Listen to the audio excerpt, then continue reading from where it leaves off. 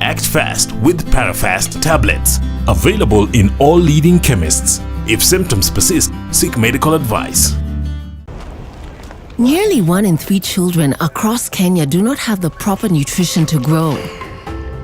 But when you buy a bar of Cadbury Dairy Milk chocolate, you can help change the story. That's because we will use part of the proceeds to donate milk to less fortunate children across our beautiful country. Let us come together and show the generous spirit that is inside of all of us. Cadbury Dairy Milk. There's a glass and a half in everyone.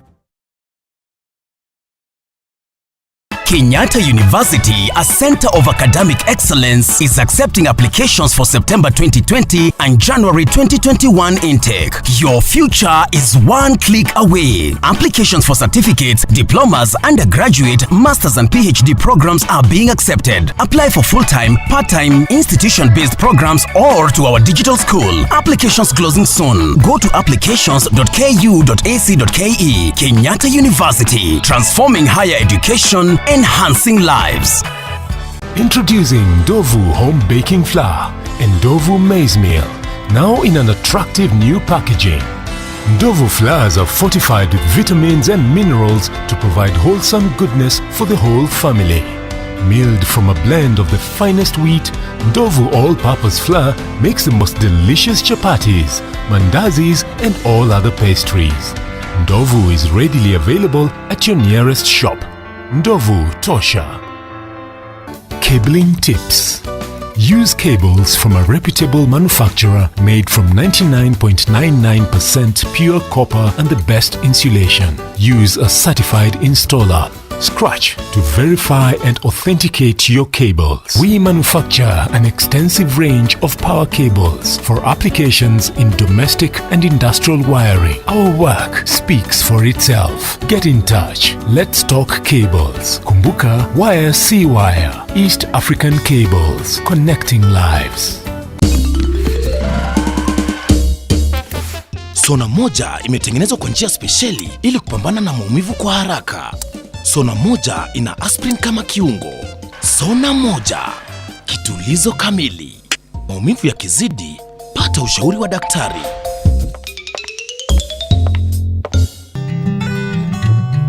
Virginia Wambui Otieno raised many eyebrows when she married Peter Mbugua at the DC's office in Nairobi. But I'm giving women liberty also to marry younger people, because men marry younger people and then we have nobody. I've lived for 18 years. For Wambui, the marriage to Mbugua was but one of the many things she had done in life that had set her apart as a person of exceptional courage and willpower. To die without recognition is shameful for this country.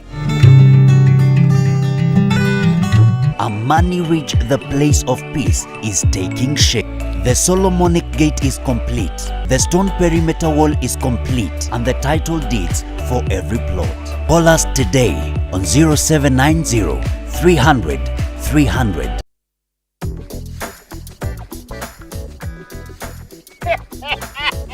Mambo mengine sio rahisi, lakini kupata 50% extra airtime ya kukonda kwa SMS ya Safaricom, mambo ni 1-3. Pata 50% extra credo bila expiry ya kupiga na ku-SMS across networks. Piga *444* scratch card pin hash, na kama ni M-Pesa *444*2#. Safaricom for you. Jenga biashara na Family Bank. Small businesses are the heart of our economy. Going shopping? Support your local biashara during this challenging period and experience a convenient and secure checkout by paying with your Family Bank Visa card. Are you a business owner?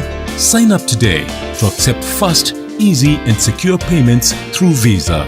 What's more, enjoy flexible financing options for your business. Call us today on 0703 095 445. Visit any of our Family Bank branches or www.visa.co.ke for more information.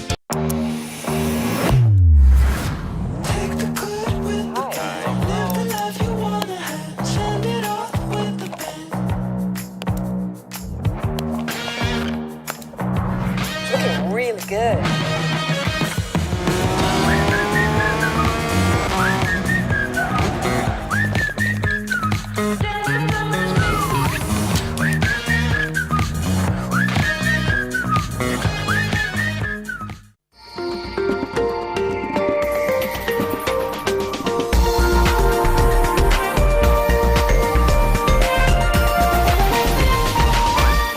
This is NTV.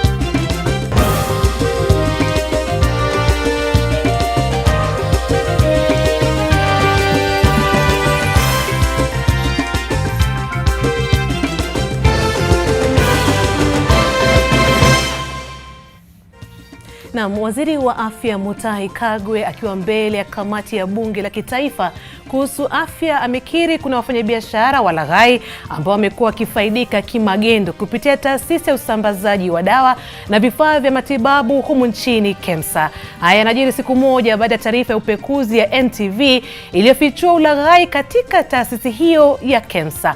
Aidha, waziri Kagwe amesisitiza kwamba hatang'atuka ofisini. Taarifa hiyo tumeipa kipaumbele pamoja na hii mambo ambayo wananishikia ati kwamba nisiende kupiga kura leo kwa sensa. Nataka kuambia munishike leo, munishike kesho kutwa, msimamo wangu ni ule ule. Maseneta watatu watiwa mbaroni huku waziri Matiang'i akikaa kimya na mswada ugavi wa mapato kikwama. It's a question of responsibility and is a question of the constitutional mandate to audit. Waziri wa afya Mutahi Kagwe afika mbele ya kamati ya bunge kujibu tuhuma za ufisadi huku akiapa kutong'atuka. Sasa wale waheshimiwa, tunaanza process ya kuwatoa kutoka kwa orodha ya party members from the registrar of political parties. Wetangula hana uwezo na hana mamlaka ya kufukuza memba yoyote kutoka kwa chama. Mapinduzi katika Ford Kenya chukua mkondo mpya baada ya Wetangula kudai kuwatimua Eseli na Wamunyinyi. Na je, kwa nini Wakenya wengi wahamia kwa madaktari wa mitishamba na wakunga badala ya kwenda hospitalini? Mbashara kutoka jumba la Nation.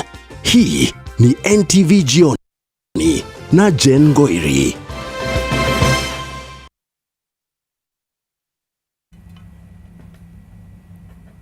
Na mtazamaji, shukran za dhati kwa kuichagua na daima kuienzi NTV Jioni katika lugha ishara. Niko naye Flora Atino kama ilivyo ada, na kusihi tuandamane sasa hadi tamati. Mtazamaji, kikao cha 9 cha Seneti kutafuta mwafaka wa mfumo unaofaa wa kugawa mapato ya serikali kwa kaunti zote kinaendelea hivi sasa katika majengo ya bunge. Hadi sasa hawajafikiana suluhu madhubuti. Hebu tusikize kwa muktasari kinachoendelea katika bunge la Seneti. Fourth generation formula will think it's easy, but it's not easy. And so, Mr. Speaker, I agree. Any opportunity for us to have a conversation, I am in. I am in for any conversation that this House will have to make a final solution. Mr. Speaker, let me go on record, because I've gone on record accusing you of many things. But I want to go on record, Mr. Speaker, to say today you have not only stood for the Constitution, but you have stood for the welfare of the members of this House. Mr. Speaker, they say mgala muwe na haki yake mpe. Mr. Speaker, today, whatever problems we had in the morning, making all the noise we made, in the evening, Mr. Speaker, you have closed, Mr. Speaker, with a cleansing spirit that saves our brothers, that makes our brothers, Mr. Speaker, who were driven by police vehicles from, Mr. Speaker, Kitengela to Kakamega. It makes them proud. And because of them, and through their pain and suffering, this House, Mr. Speaker, must rise up to say we can be able to find a lasting solution. So I have no problem. If we go by way of Senator Orengo, position that he brought that I was okay with, supported by Wetangula, I have no issue. But if it becomes better with what Senator Sakaja suggested, we can have that break, come back here. But I can tell you, Mr. Speaker, Sakaja is my friend, and I believe in team player. When I became a backbencher, I made up my mind that I will work and support those who are in leadership. Senator Sakaja has been in leadership on this particular formula, and I have been firmly behind him. And Mr. Speaker, because of teamwork, I'm going to listen to his position. If we are going to have the break, let's have it. But I just want to advise my brother one thing. From the way we have been sungushwat, Mr. Speaker, the way I did not sleep in Nyayo Estate, and it's not a joke, from the time I drove so fast from my house at 9 o'clock up to the time I went to the house at 5 to go and change to come to this session. Mr. Speaker, I am surprised I'm not even as fatigued as I thought. But to be told now, square root this versus that and this other one, Mr. Speaker, I suppose with this tiredness, we may not be able to crash everything. But I am giving a chance any position that this House may decide. But Mr. Speaker, seeing how people are so fatigued, it would be of great benefit that we take a longer time to make this decision. Senator Kangata, then I want to give direction on this.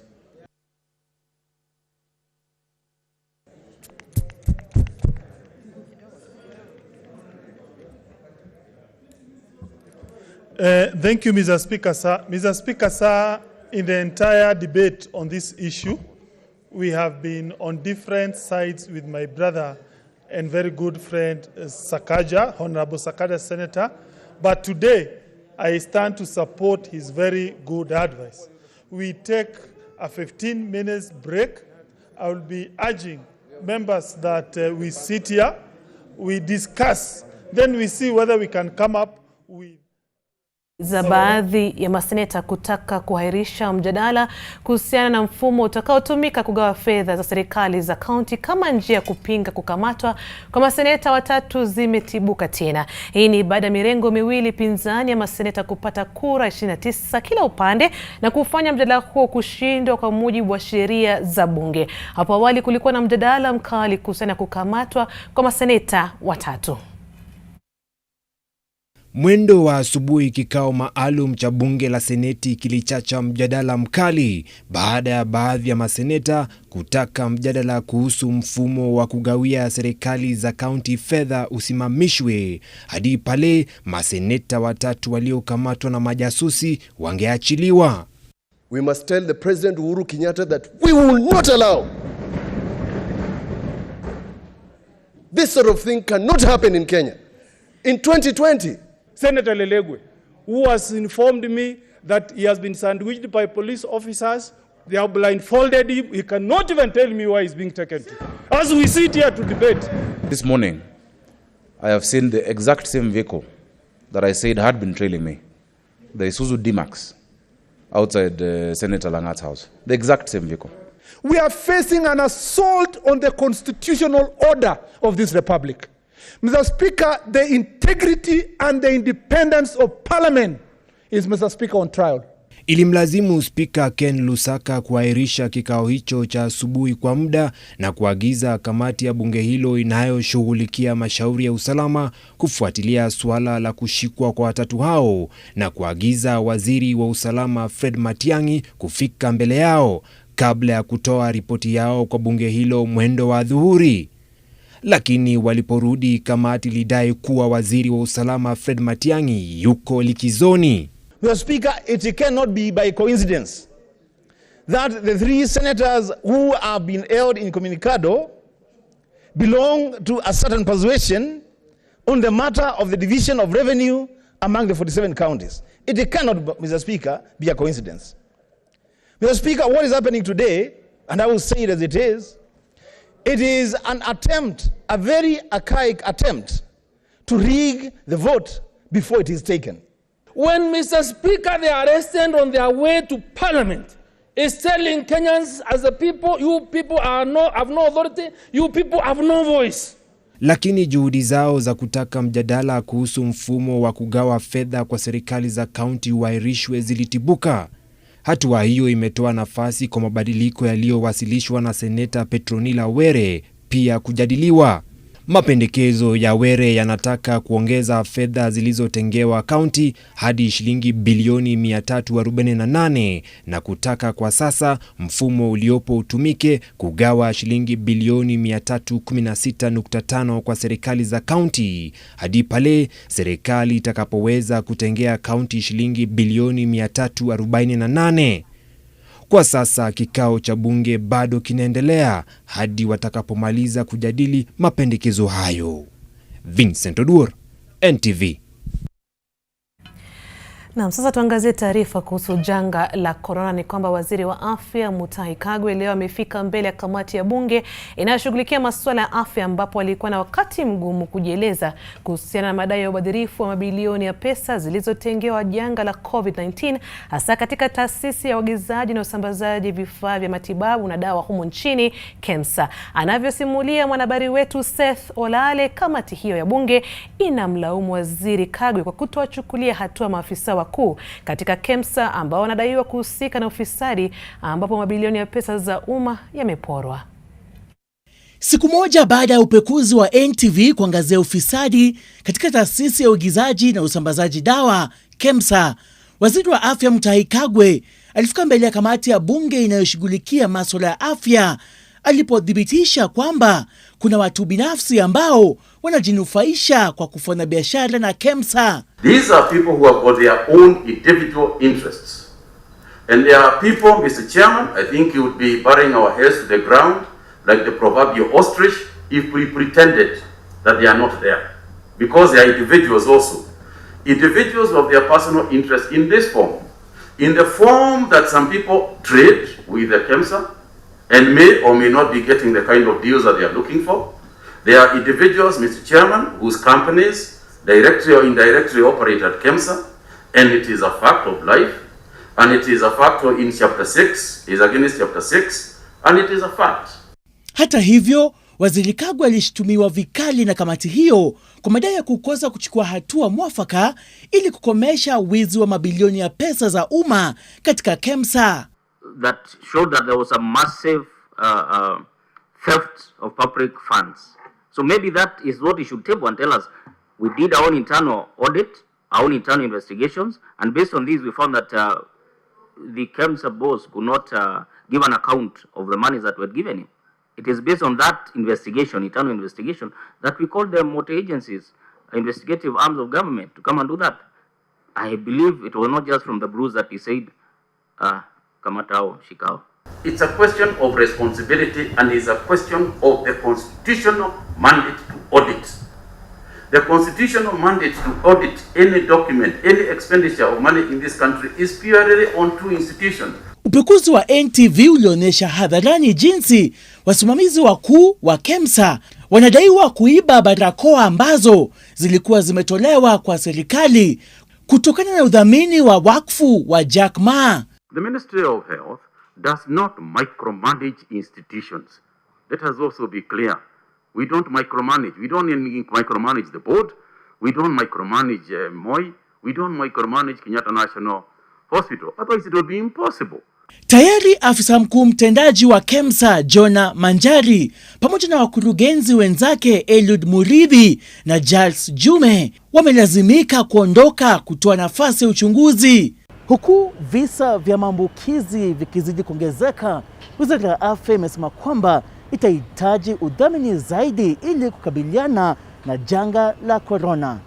Seth Olale, NTV, Nairobi. Na baada ya taarifa yake Seth Olale, tumefika katika sehemu ya swali la leo. Tunakuuliza, je, una maoni yepi kuhusu kashfa za madai ya ubadhirifu katika Wizara ya Afya?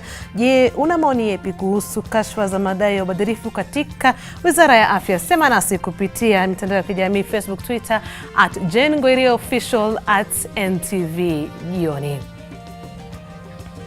Wakati huo kaunti ya Nairobi ingali inaongoza kwa maambukizi, ila hali inazidi kupanuka katika kaunti tofauti. Katika muda wa saa 24 zilizopita, maambukizi mapya ya COVID-19 ni 245, ilhali inaongezeka idadi jumla ya maambukizi nchini kwa 30,365. Waliopona sasa ni jumla ya watu 17,160 baada ya watu wengine 504 kupona saa 24 zilizopita. Hata hivyo, watu 8 wamefariki kutokana na COVID-19 katika muda wa saa 24 zilizopita, na sasa idadi jumla waliofariki ni 482. Na mtazamaji, sasa tuangazie taarifa nyingine kuhusu siasa. Ni kwamba chama cha Ford Kenya kikiongozwa na seneta wa Bungoma Moses Wetangula kimewatimua mbunge wa Togaren Eseli Simuyu, mwenzake wa Kandui Wafula wa Munyenye, na mwakilishi maalum wa Busia Cynthia Mutere kutoka chama hicho. Hata hivyo, watatu hao wamepuzilia mbali hatua hiyo, wakisema kuwa seneta Wetangula hana mamlaka ya kuwatimua. Nuru Abdulaziz na taarifa kamili. Mvutano wa uongozi umeshuhudiwa kwa muda katika chama cha Ford Kenya na kupelekea chama hicho kujigawa katika makundi mawili: kundi linalomuunga mkono seneta wa Bungoma Moses Wetangula na linaloegemea kambi ya Wafula wa Munyenye. Wawili hao wanang'ang'ania wadhifa wa kinara wa chama hicho. Hii leo baraza kuu la chama hicho likiongozwa na seneta Wetangula limeamua kuwatimua chamani mbunge wa Tongeren Eseli Simiyu, mwenzake wa Kandui Wafula wa Munyenye na diwani maalum wa Busia Cynthia Mutere. Sasa wale waheshimiwa, tunaanza process ya kuwatoa kutoka kwa orodha ya party members from the registrar of political parties. Hawatakuwa members wa chama chetu, na sisi kama wana Simba tuko tayari kwa by election. Yeye Wetangula hana uwezo na hana mamlaka ya kufukuza member yoyote kutoka kwa chama. Particularly senior members kama mimi nilimkaribisha kwa chama cha Ford Kenya. Kulingana na mbunge wa Munyenye, kuna mambo muhimu ambayo hayakuzingatiwa na wanachama hao wa Ford Kenya, mbali na kuwa kesi ya uongozi wa chama hicho ingali kuamuliwa mahakamani. And is Wetangula who went to the High Court to seek orders to stop, to seek determination of leadership of Ford Kenya. The court has not decided. This matter is still pending before court, and the ruling is going to be 25th of September. The organ sitting here today, NEC-PG, is legally constituted and has deliberated and made legal resolutions whose steps will now follow in the normal manner. It's very unfortunate when you invite chairmen of constituencies, even ward chairs of Ford Kenya in Nairobi County, were attending that meeting, purporting to be members of National Executive Council. Aidha, Wamunyenye amesisitiza kuwa Wetangula si kinara wa chama cha Ford Kenya, huku mvutano huo uongozi ukionekana kufufuka upya. Ikumbukwe kwamba Wamunyenye na Eseli walifanya mapinduzi kutoa vyeo vya kinara na katibu mkuu wa Ford Kenya awali mwaka huu, kabla ya msajili wa vyama kubatilisha hilo na suala kupelekwa kotini. Nuru Abdulaziz, NTV. Na baada ya taarifa yake Nuru Abdul Aziz, naelezwa kwamba Wakenya wamefungua roho kuhusu swali letu. Tukumekuuliza, je, una maoni yapi kuhusu kashfa za madai ya ubadhirifu katika Wizara ya Afya? Katika Twitter, Masi Kimchong anasema wachunguzi wakipatikana na makosa wachukuliwe hatua kali. Naye kuna Abrahim Adid Wasafi anasema, kwanza kabisa ningependa kumpongeza Dennis kwa ufichuzi. Pili, ningeomba taasisi husika kuchukua hatua kali ili iwe funzo kwa wengine. Anasema jumba la afya imekuwa mahali pa wachache kujitajirisha. Watu hawana utu hata na sekta ambayo inashughulikia maisha ya watu kupitia hospitali.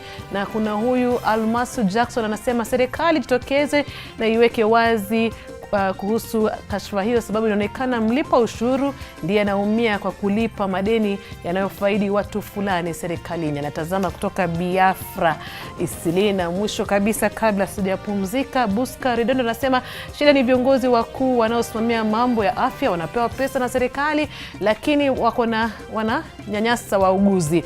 Wao wanakaa kwenye maofisi na kufikiria ni vipi watapora pesa zinazotolewa kudumia mipango ya afya na wauguzi. Kukumbusha tu sio maoni ya Jioni wala NTV Jioni, lakini maoni ya watazamaji wetu. Endelea kusema nasi, kuna mengi zaidi baada ya matangazo ya kibiashara.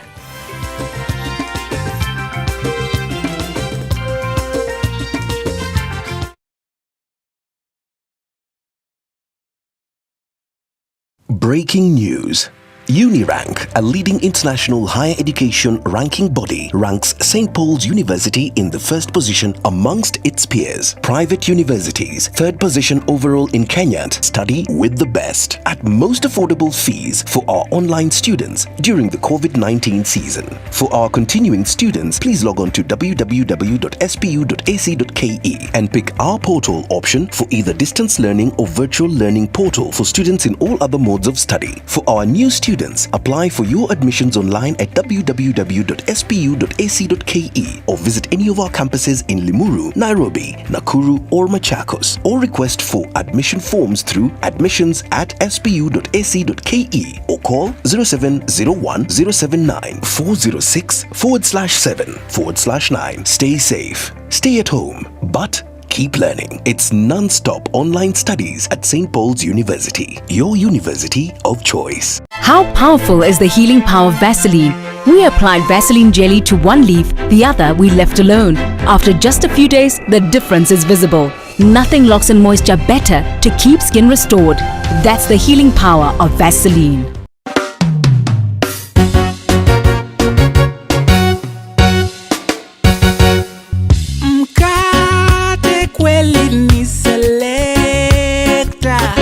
Ukikula kwanza na kachai, tunasema mkate gani tamu zaidi, wenye afya tele tena tosaidi, bei yake bado ni ile ile nafuu, na unapatikana karibu na wewe. Selecta.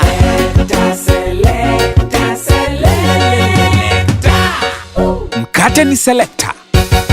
And now, Selecta comes with free Zesta jam for a limited period of time. Breaking news from Molfix. Let's see what they're developing right now. Molfix, that is just for me. It really feels very comfy. I don't have to stop playing. Molfix pants fits me perfectly. An invention from Molfix just for your baby. Molfix pants with anatomic fit technology. New Molfix pants, an invention from babies for babies. You should also try Molfix. Are you looking for a university that offers quality and affordable education, training, and research while nurturing your talents? Chuka University is the ultimate choice. With the state-of-the-art learning facilities, comprehensive curricula, you are guaranteed to achieve your career dreams. Our vibrant student clubs will nurture you holistically. Join our September intake and experience world-class training. Chuka University. Knowledge is wealth. Ah, Helen Paul. Hello, madam. Would you like to join us on this mission? Yes, but how? Just one question for you. How do you keep your toilet clean? I use regular detergent and bleach for washing and removing yellow stains. I've been using it for years. Oh, madam, the regular detergents and bleach are used for washing clothes. To disinfect your toilet properly, you need Harpic 10X. It is specially made for germs and stains removal. Harpic's thick formula settles on stains and gives 10 times better cleaning compared to regular detergents and bleach. Wow, now I'm convinced, Helen Paul. Really? Yeah. Now that she's part of the mission, the next house is yours.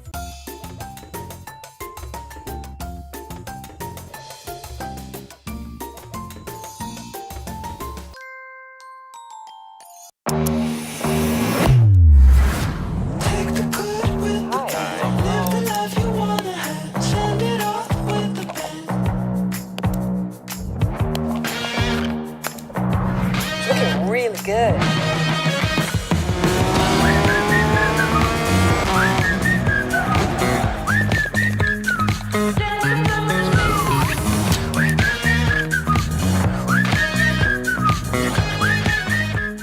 In Kenya, 1 in 2 children suffer from cavities. Brushing with Pepsodent removes bacteria and repairs tiny holes before they become cavities. Because every smile matters. Lifebuoy is the world's first to report its sanitizers over 99.9% effective against the COVID-19 coronavirus. Keep using Lifebuoy or any sanitizer with at least 60% alcohol. Stay safe.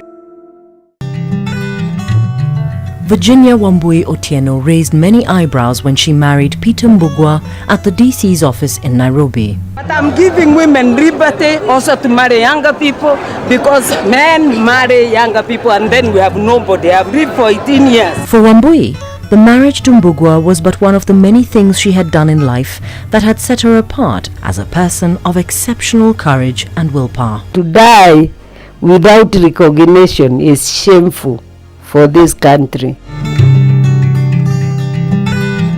Amani reached the place of peace is taking shape. The Solomonic Gate is complete. The stone perimeter wall is complete, and the title deeds for every plot. Call us today on 0790 300 300.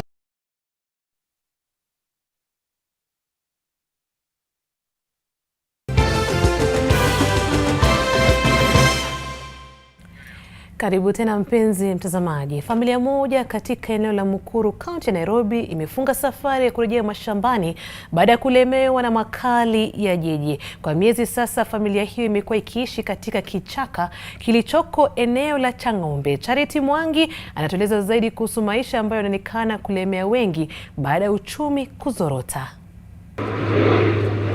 Walikuwa wamejistiri ndani ya kichaka hiki kwa miezi 6. Haya yamekuwa makazi yao.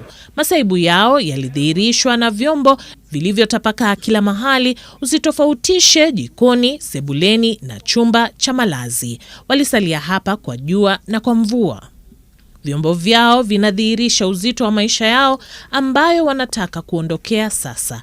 Mtu huyu na wanawe wawili wanasema umefika wakati wao kuondokea jiji lenye majonzi. Kwa hiyo muda vile kikwazo ilikuja kwa serikali, tukafungiwa maisha yote, ikakuwa maisha kwangu imekuwa ngumu. Na kukua ngumu nikamwomba Mungu, na pia nikaweza kutafuta jinsi naweza kinga familia yangu. Nikaona kitu ya maana ni kukuja mahali hapa na kupolea, na tukaendelea kumuita Mungu. Hali hii imewafika baada ya kushindwa kulipa kodi ya nyumba katika mtaa wa mabanda wa Mkuru. Kubali usikubali, walishindwa kulipa kodi ya shilingi 1500 pekee. Ndio maana walihamia vichochoroni. Mke wake sasa amerejea nyumbani baada ya kuyatoroka maisha hayo ya kusikitisha. Majuto ni mjukuu, lakini kwake hayapo tena, kwani majonzi yalitiririka hadharani alipoona hali ambayo watoto wake wamekuwa wakiishi kwa miezi 6. Shida yenye tulikuwa tunapata ni kama kuliwa na mbu, pia kukosa chakula na vitu zingine, hata pia maji ya kunywa safi. Hali kama ile mimi nilikuwa najikasa, kazi yote ikiwa ni yangu. Lazima kila duty inakuongoja, kama ni kupika inakuongoja, kuwaosha hiyo ni duty yangu pia, na hata kutafuta pia chakula ile ni duty yangu, lazima nijikase kama mwanaume. Majirani wao sasa wametoa mwelekeo na usaidizi wa kuiokoa familia hii kutokana na uchochole huu wa kupindukia. Tumeshajiandaa tumfanyie shopping na tumlipie gari aende nyumbani juu wako na nyumba mahali kwao, wanaishi kule Ushago. Na pia bali na kuwa na simu yao, tuko na simu ya one of the relatives ambayo tutamake follow up kuhakikisha penye wameenda kufika wako salama, na kama kuna challenge tunaweza elezwa na to make other follow ups. Ingawa kuondoka kwao na kuelekea kijijini ni thibitisho la unyonge wao, wanaimani kuwa watapata nguvu ya kujaribu tena bahati yao jijini siku zijazo.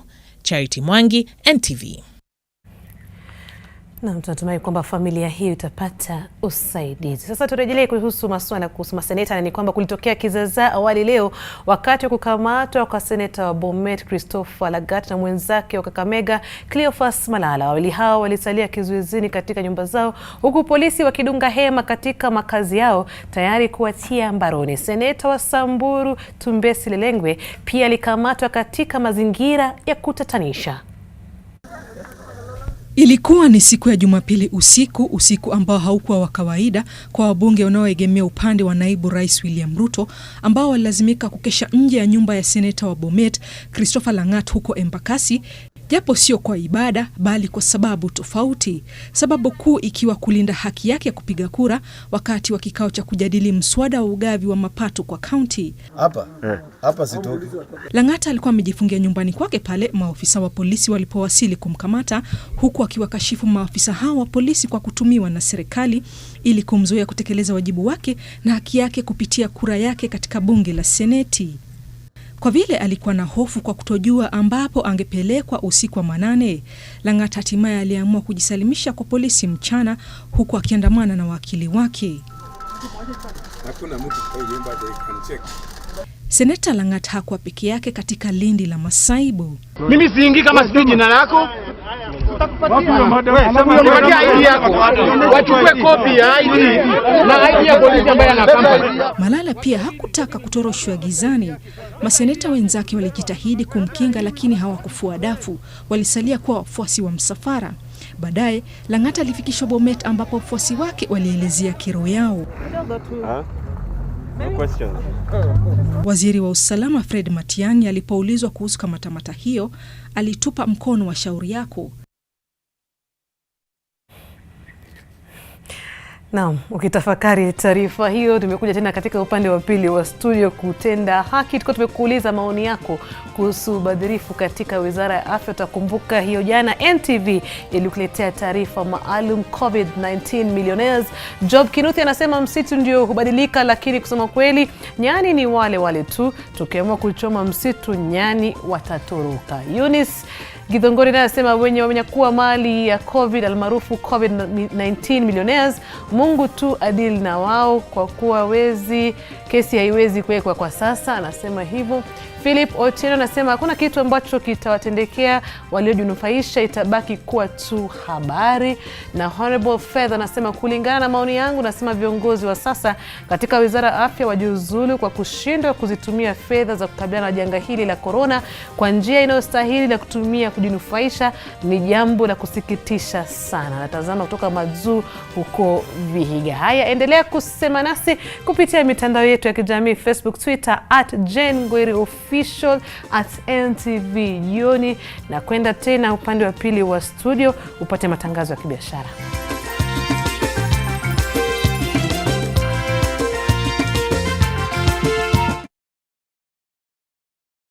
In the vast green Kiambu County, surrounded by luscious coffee plantations, flowing natural rivers, and alluring dams, sits the beautiful Zaria village, with every amenity desired for a home carefully considered. The village comprises of a perimeter wall, a kindergarten, a commercial center, and a clubhouse. There are 4 approved architectural house concepts, styled to accommodate your ideal dream home. Indulge your senses and relive your childhood desires, where you can be free, be bold, and be at home. Call us on 0729 121212, where you should dream it, own it, live it.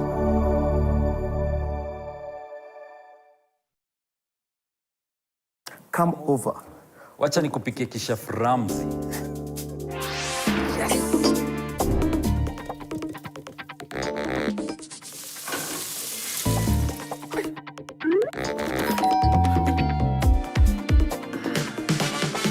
Rina vegetable oil stays liquid to the last drop, so it's smooth cooking from start to finish. Now with an easy-to-pour cap. Mapishi poa, madishi poa. How powerful is the healing power of Vaseline? We applied Vaseline jelly to one leaf, the other we left alone. After just a few days, the difference is visible. Nothing locks in moisture better to keep skin restored. That's the healing power of Vaseline. I help women find independence by training them in fish farming. It's tough on my back, joints, and can cause headaches. Panadol Extra relieves multiple types of pain. Panadol Extra, now with new Optizorb technology, to fight multiple tough pains, with 3 times more pain-relieving medicine in the first 30 minutes when you need it most. Seeing them support themselves makes any pain worth it. If symptoms persist, seek medical advice. The means to a great story is a believable write-up. Nikundani! That transcends borders and sets to ensure the audience get glued and the crew are motivated enough to engage. The movie is on. Yani tuko ndani. Kila shot lazima iwe perfect. Because every angle matters. Niko ndani, boss. Great shots are coming right up. I am all that you associate me with in the film industry. I am Kenya Film Commission, tasked with ensuring your filmmaking process is a smooth sail. And I can only do it if all you filmmakers are registered with me. Since it is a requirement by law to be registered and certified by the Kenya Film Commission, pamoja tutajenga hii industry and beyond. What's your excuse ya kutokuwa ndani? Je, uko ndani? Register today at www.kenyafilmcommission.com. Katika miezi michache iliyopita, nchi yetu imesimama pamoja kuweka nambari za COVID chini.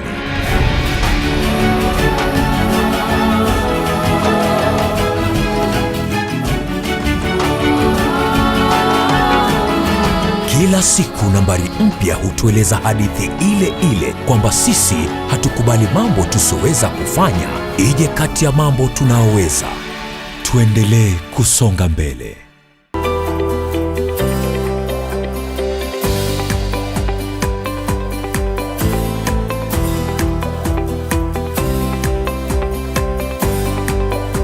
Education should not stop and time should not be lost. Enroll now. Class 8 students from 844 system will proceed to grade 9, ensuring there is no time lost and will complete the O-level within 2.5 years. Join us today. Call us or visit our website and Facebook for more information. Brewcast Virtual Learning. Continue with your academic dream.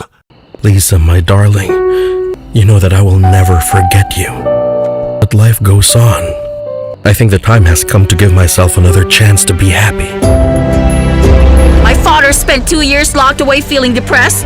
You show up and everything changed. Why's that, Lashana? What are you getting out of all of this? One thing's for sure, you need to find a way to fix this. All right, you know what? You're not giving me orders. I know what to do and how to do it. We know that's not the case. Better leave me alone and let me do things my way. Along came love, in association with Blue Band Peanut Butter.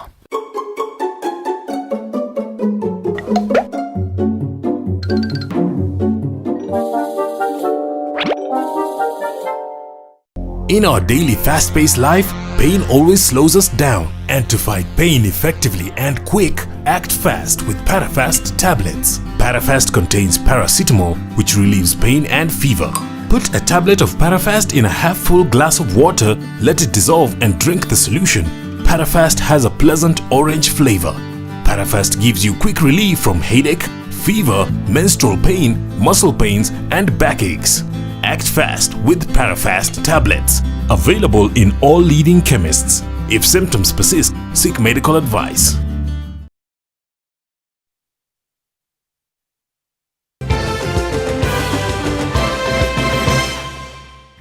Karibu kwa awamu ya tatu ya NTV Jioni. Shughuli za kawaida katika mji wa Bungoma zilitatizwa leo pale baadhi ya wakazi waliandamana kukashifu kisa cha washukiwa 11 kutoroka kutoka kwenye seli za polisi kupitia handaki lililochimbwa katika kituo cha polisi cha Bungoma. Kulingana na waandamanaji, kutoroka kwa washukiwa hao kuna hatarisha maisha ya wakazi na kuna haja ya polisi kuwajibika. Judith Cherono na taarifa hiyo. Wakazi walifanya maandamano kwenye barabara ya Moi mjini Bungoma huku wakibeba mabango na matawi kuwasilisha ujumbe wao. Waliketi nje ya lango kuu la kituo cha polisi cha Bungoma wakidai haki kwa familia ya marehemu Michael Gasheshe Karuga ambaye aliuawa miezi miwili iliyopita. Mwenzake Karuga alikuwa mmiliki wa kituo cha mafuta cha Shell kando ya barabara kuu ya Bungoma kuelekea Kandui na alipigwa risasi na kufariki papo hapo katika mkahawa ya Keringet karibu na kituo cha mabasi cha Bungoma. Inadaiwa washukiwa waliomshambulia walikuwa wakitumia pikipiki na waliiba shilingi milioni 2 kutoka kwake kabla ya kutoroka. Tunajua ya kwamba mtoto wetu hawezi rudi, lakini tunataka haki ifanyike. Hawa watu wakienda nje, sisi tuko na hakika gani kwamba tuko salama? Kati ya wahalifu sugu 11 waliotoroka jana kutoka kwa seli za polisi, 2 wanadaiwa kuwa watuhumiwa wakuu katika mauaji ya Karuga. Kulingana na dadake mwenda zake Karuga, kesi hiyo ilifaa kutajwa leo kotini na inafaa kusikizwa tarehe 26 Agosti mwaka huu. Hatuamini ni ukweli kwamba watu hao walitoroka bila usaidizi ya wakuu wa station ya Bungoma.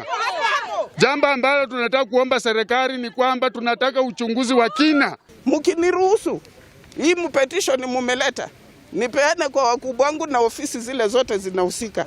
Family inaweza jibiwa hiyo maneno yote. Judith Cherono, NTV. Kwingineko, chama cha huduma bodaboda kimezindua mfumo wa dijitali wa usimamizi wa habari za bodaboda BIMS, ambao utawezesha wahudumu wote wa sekta hiyo kujisajili ili kufanikisha mpangilio na taratibu za sekta hiyo. Serikali inasema kwamba zaidi ya Wakenya milioni 1 wanategemea sekta hiyo kwa mapato ya kila siku. Hata hivyo, serikali imewahimiza wadau wa sekta ya bodaboda kushirikiana nao kwa madhumuni ya kudumisha usalama, ikizingatiwa kwamba bodaboda zimehusishwa na visa vya uhalifu humu nchini. Helen Aura ana maelezo zaidi. Sekta ya bodaboda imezindua mbinu mpya kutumia teknolojia kama njia moja ya kuzuia visa vya uhalifu. Biashara ya bodaboda ni mojawapo ya zinazozidi kunawiri hapa nchini, kwani imewafungulia vijana wengi mlango wa kupata ajira.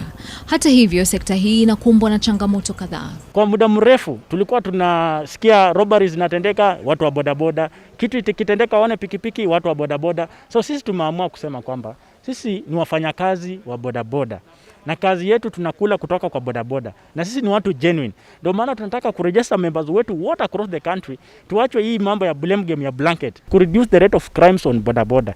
Na sisi kusafisha jina ya watu wa bodaboda, tunataka kuwa watu wazuri, kufanya kazi na serikali, kuhakikisha kwamba industry yetu ina grow, kwa maana imeemploy youth. Mara kwa mara wahudumu wa bodaboda wamehusishwa na visa vya uhalifu. Mfano, katika kisa cha majuzi, bodaboda ilitumiwa kumshambulia na kumuua mwanamke aliyekuwa na hudumu katika kituo cha M-Pesa mjini Mombasa. Kila mwanabodaboda sasa anahitajika kujisajili kikamilifu na kumtambulisha angalau jamaa mmoja wa familia yake. Kama pikipiki itafanya crime mahali popote na ionekane, kwa maana sasa mtu atakunyang'anya simu kwa pikipiki, unaona namba plate ndio hii, lakini huwezi i-trace. Ukienda kusearch inasoma ule mtu dealer, haisomi jina la mwenye pikipiki. Sasa kama mtu atakuibia simu na uone pikipiki, tukiweka kwa system yetu itatoa the real data na who is the owner of that motorbike. Then serikali tutampeleka kwa polisi aweze kushikwa. Mhudumu anahitajika kuingia katika tovuti ya www.bak.co.ke kujisajili kama mhudumu wa bodaboda kwa umma. Aidha, atanakili nambari ya kitambulisho, majina yake rasmi na nambari ya usajili wa bodaboda yake. Shirika hilo lililozunduliwa mwaka wa 2018 litawasaidia wanabodaboda kupata leseni na kupata jukwaa la kutetea haki zao. We will never have enough police officers to police each one of us. But if we decide that in our own organizations we are going to police our communities, we are going to make sure that our communities are safe for our young girls to walk to and from school, to ride on your bodabodas and go to school and come back, then our children will be safe. Wizara ya Teknolojia ya Mawasiliano pia imewahakikishia wanabodaboda usalama wa taarifa za kibinafsi wanazotoa kupitia mfumo huo wa usimamizi wa habari za wanabodaboda BIMS. Helen Aura, NTV. Katika taarifa nyingine ni kwamba walimu wa shule za kibinafsi kutoka mitaa ya mabanda sasa wanaililia serikali kuwakomboa kwa kuwanasua kutokana na kasumba za janga la corona. Walimu hawa wanasema kuna haja ya serikali kufungua mfuko maalum wa kuastiri walimu wa shule za mitaa duni kutokana na magumu ya maisha katika mitaa hiyo. Itawezesha kustahimili mwanzo mpya wa maisha shule zitakapofunguliwa Januari. Hizi shule zimesaulika katika mpango uliopo ya kuandaa shule kwa ajili ya kufunguliwa Januari. Ukiangalia saizi wamepeana 7 billion katika shule za private, lakini update hatuko mahali popote. 70% of the school going children attend these update schools, which means that when January comes, 70% of our children are not going to reopen. We want the government to bring us on board.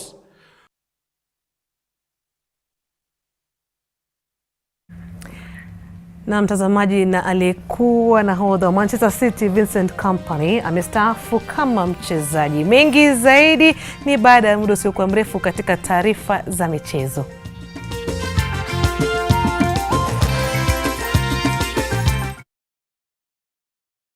When they flip and roll and start to crawl away, tape diapers can be hard to put on. Then it's time for all-round fit Pampers pants. Easy to pull on even when they're moving around for a great fit and up to 12 hours of dryness. And easy to remove. Just tear the sides, lift away, roll up the pants, and you're all done. Now available in size 6. Pampers, love, sleep, and play.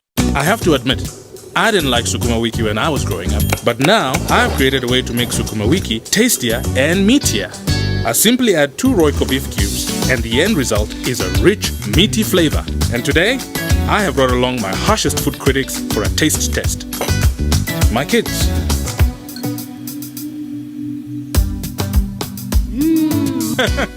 More, please! Royco beef cubes. Add 2 small cubes for a big, meaty taste. One more picture, mommy.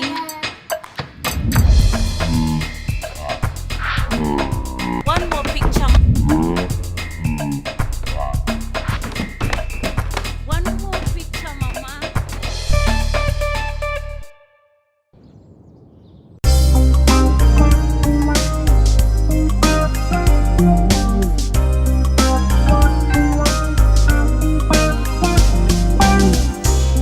Ndovu flowers are fortified with vitamins and minerals to provide wholesome goodness for the whole family. Ndovu all-purpose flour makes the most delicious chapatis, mandazis and all other pastries. Ndovu is readily available at your nearest shop. Ndovu Tosha. Cabling tips. Use cables from a reputable manufacturer made from 99.99% pure copper and the best insulation. Use a certified installer. Scratch to verify and authenticate your cables. We manufacture an extensive range of power cables for applications in domestic and industrial wiring. Our work speaks for itself. Get in touch. Let's talk cables. Kumbuka Wire C Wire. East African Cables. Connecting lives. Pata smartphone mpya kuanzia 20 bob daily pekee ukilipa mdogo mdogo. Weka down payment ya 1000. Lipa kuanzia 20 bob daily kwa miezi 9. Piga star 544 hash kuona kama unafaulu kupata 4G Neon Ray Pro. Si hapo Safaricom ni yako kabisa. From far with you. Kabisa. I even gifted you a magnificent house. Rosa, it's the thought that counts. Please help me. When it comes to fever, you need to be both. Panadol Baby and Infant starts to work on fever in 15 minutes and is gentle on the tummy. Panadol Baby and Infant, tough on fever, gentle on your child.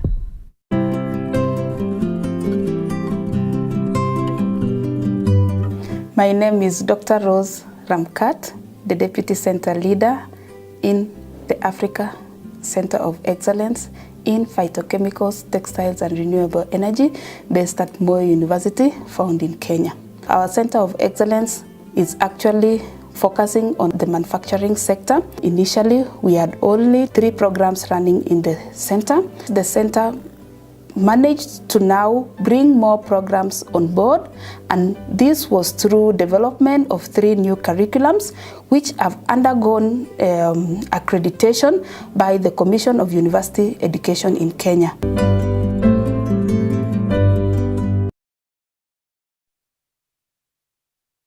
NTV Michezo imeletwa kwako na DSTV. And DSTV gives you the best seat in the house. It's the thrilling rush to the UEFA Champions League final. Get connected to DSTV to experience every heart-stopping moment.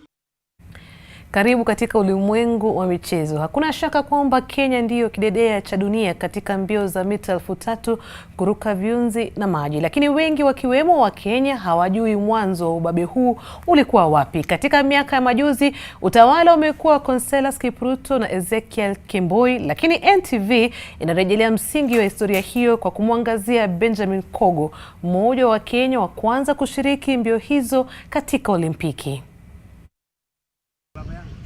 Katika jukwaa la riadha duniani, mbio za mita 3000 kuruka viunzi na maji ni hifadhi ya Wakenya. Chimbuko la ubabe huu ni miaka ya 60, wakati Benjamin Kogo alijitangaza kwa dunia nzima. Alishinda nishani ya fedha katika Olimpiki huko Mexico mwaka 1968 nyuma ya Mkenya mwenzake Amos Biwott. Mwenzangu Biwott alikuwa mtoto, nilikuwa nafundisha Dar es Salaam. Ni katika mkumbo wa pili ambapo Kogo alitawazwa hakika alipofuzu kwa mashindano ya Olimpiki mwaka 1964 jijini Tokyo, ambapo aliwakilisha Kenya mara ya kwanza kama taifa huru. Ila hakufuzu kwa fainali ya mita 3000 kuruka viunzi na maji. Nikaenda Dar es Salaam tena, nikaanza kuchaguliwa tena, nikaenda Tokyo. Baada ya kurejea nyumbani kutoka Tokyo, chipukizi Kogo aliamua kuanza mawindo ya medali kwa kushiriki mbio kadhaa. Alianza kwa awamu ya kwanza ya mashindano ya michezo yote ya Afrika. 65 nikakuja chukua gold, kutoka Brazzaville nikakuja kwenda Jamaica 1966 nikachukua bronze. Alistaafu katika jukwaa la riadha mwaka 1972 baada ya kushindwa kufuzu kwa Olimpiki mwaka 1972 jijini Munich kutokana na jeraha la nyonga. Sisi tulikuwa naliswa tu, tunakuja kwa TC na transport na kuja nyumbani. Sasa mwanariadha huyo mwenye umri wa miaka 76 anaililia serikali kuwakumbuka mashujaa wake walioletea nchi sifa tele. Gabriel Kudaka, NTV Michezo. Huko bara Ulaya kwa Sevilla ilivunja matumaini ya Manchester United kumaliza msimu na taji la Liga ya Europa baada ya kuibuka na ushindi wa mabao 2-1 jana usiku kwenye mechi iliyowatoa jasho tele jijini Cologne, Ujerumani. Timu ya Ole Gunnar ilishindwa katika nusu fainali ya 3 msimu huu licha ya Bruno Fernandes kuwafungia penalti 22 msimu huu pale Marcus Rashford aliangushwa na Diego Carlos katika eneo la hatari. Sevilla ilisawazisha dakika chache kabla ya mapumziko pale mchezaji wa zamani wa Liverpool Suso alisukuma ndani kombora la kumpiku David De Gea. United ilipoteza nafasi kochokocho za kuchukua uongozi tena kabla hatimaye kuamuliwa kwa bao la Luke de Jong kuikatia Sevilla tiketi ya fainali. Klabu hiyo ya Hispania sasa inasubiri mpinzani wake katika fainali kutokana na mechi ya leo ya nusu fainali baina Inter Milan na Shakhtar.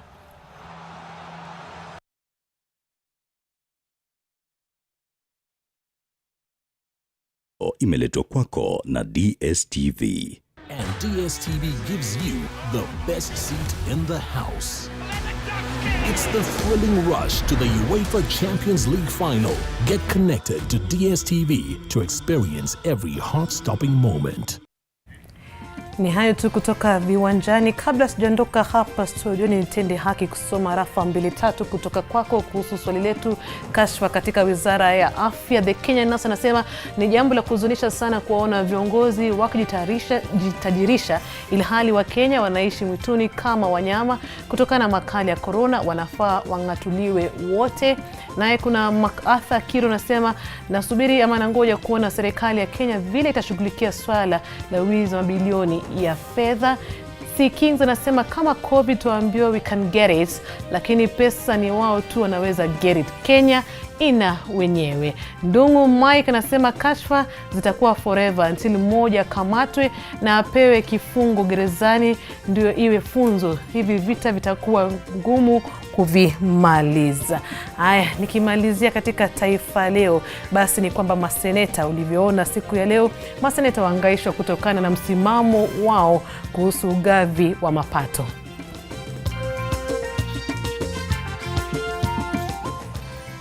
Na msikose nakala yako ya Taifa Leo hapo kesho. Bila shaka kilicho na mwanzo hakikosi mwisho. Na kufikia hapo, Mola akiridhia tukutane kesho papa hapa kwenye NTV Jioni. Naitwa Ngoiri. Flora tena nasema good night.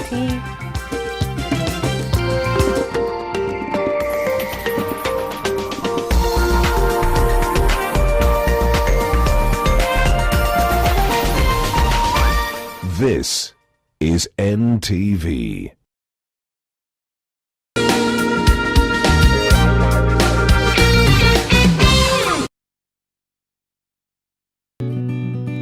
I help women find independence by training them in fish farming. It's tough on my back, joints, and can cause headaches. Panadol Extra relieves multiple types of pain. If symptoms persist, seek medical advice. Lisa, my darling, you know that I will never forget you. But life goes on. I think the time has come to give myself another chance to be happy. My father spent 2 years locked away feeling depressed. You show up and everything changed. Why's that, Lashana? What are you getting out of all of this? One thing's for sure, you need to